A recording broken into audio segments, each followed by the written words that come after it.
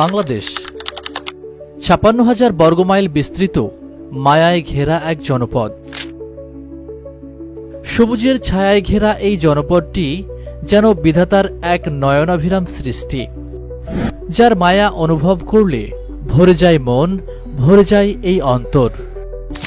দক্ষিণ এশিয়ার এই দেশটি বৈশ্বিক পরিচয় লাভ করেছিল ৩০ লক্ষ শহীদের আত্মত্যাগে, যা আজও বঙ্গোপসাগরের তীরে মাথা উঁচু করে দাঁড়িয়ে আছে বিশ্ব মানচিত্রে।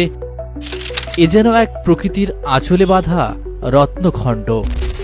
বাংলাদেশ এটি শুধু একটি জনপদ নয়, একটি আবেগের নাম।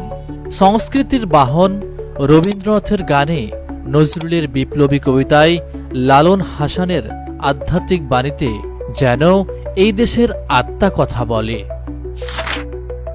সোনালী ধানের মাঠ, কুয়াশায় ঢাকা ভোর, বৃষ্টি ভেজা সন্ধ্যা, সব মিলিয়ে বাংলাদেশ যেন প্রকৃতির আঁকা এক জলরঙ্গ চিত্র।